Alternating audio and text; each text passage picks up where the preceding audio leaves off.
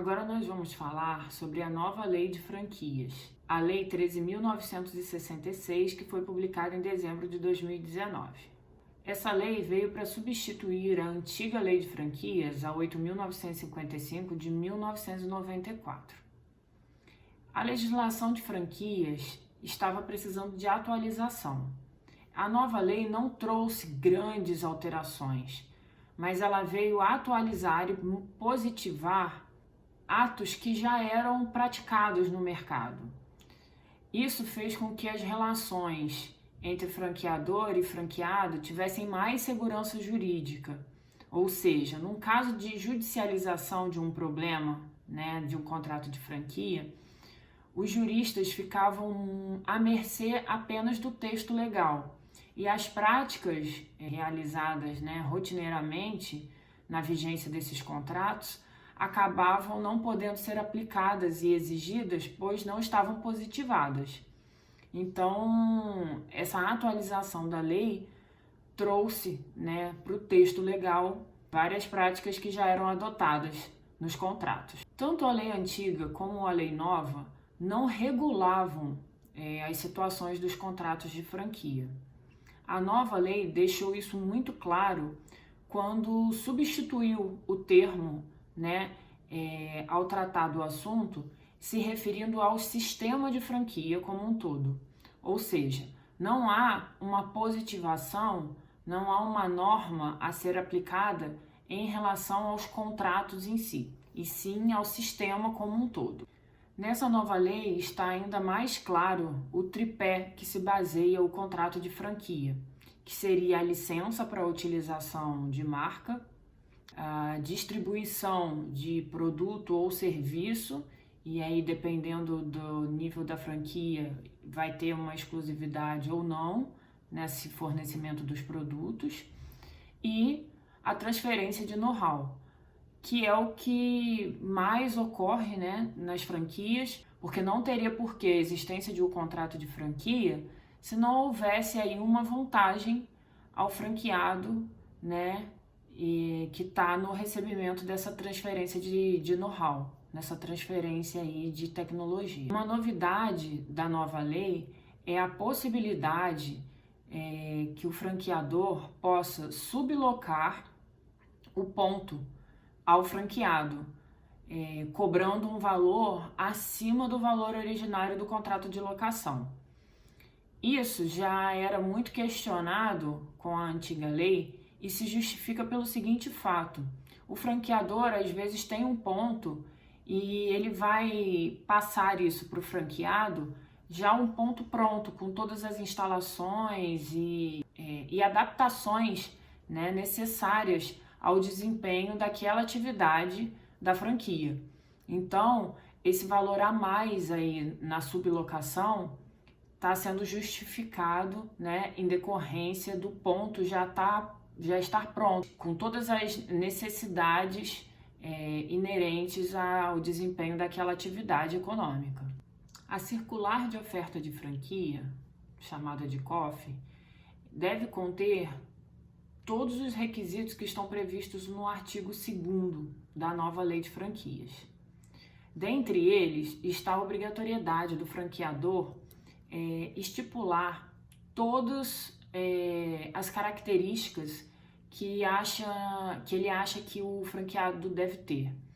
Por exemplo, a qualificação, a experiência no ramo de atividade, a escolaridade do franqueado e qualquer outra característica ou qualquer outro requisito que ele entenda ser obrigatório ao cumprimento do franqueado.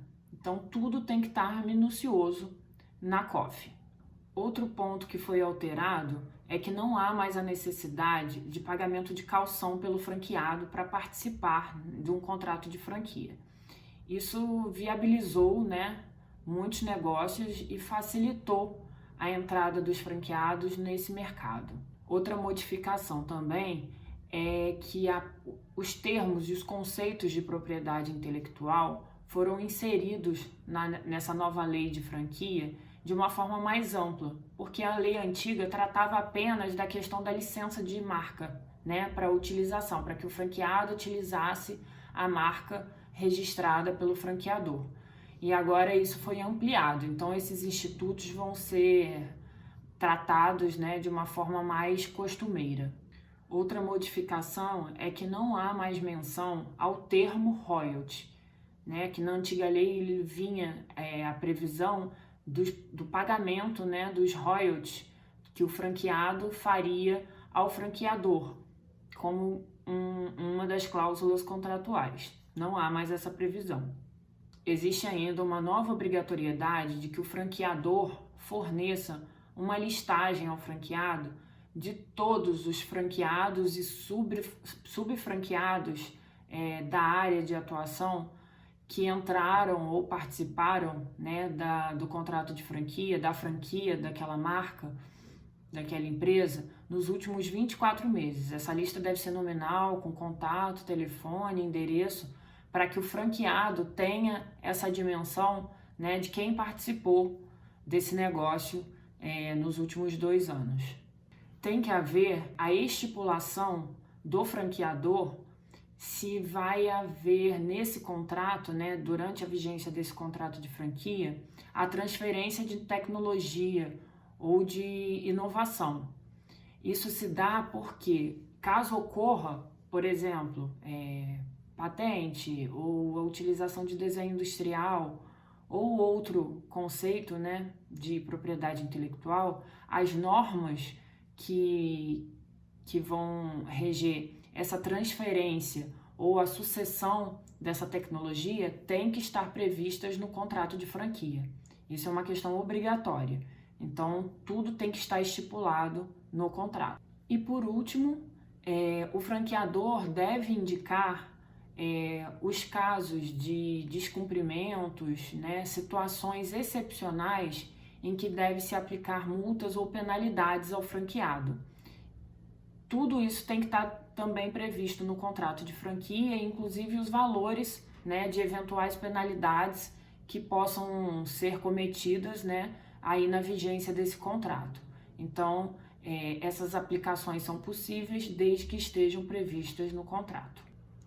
E uma pergunta que a gente se faz, nesse período de pandemia, como que está sendo feita a manutenção desses contratos de franquia? A gente sabe que grande parte das lojas, né, principalmente em shoppings, ficaram fechadas por 3 a 4 meses e os contratos de franquia são baseados em pagamentos de royalties. Se as lojas estão fechadas, se não há vendas, consequentemente também não tem royalties. E aí a necessidade, né, clara de renegociação desses contratos, de flexibilização das cláusulas desses contratos, para que eles se mantenham. Porque diante de um momento de grave crise, né, e uma situação tão excepcional que a gente vem vivendo, é necessário reduzir os percentuais de pagamento, adiar os pagamentos, suspender por determinado tempo, tudo em prol da manutenção dos contratos, porque é muito melhor para ambas as partes que você renegocie e mantenha um contrato, mantenha aquele cliente, do que a rescisão dos contratos, e aí ambas as partes sairiam prejudicadas, né? Tanto o franqueado que investiu dinheiro e tempo, né, naquele negócio, como o franqueador que vive dos contratos de franquia, né, e dos seus parceiros. Então, a solução aí para esse período tem sido a renegociação das condições dos contratos e a sua manutenção.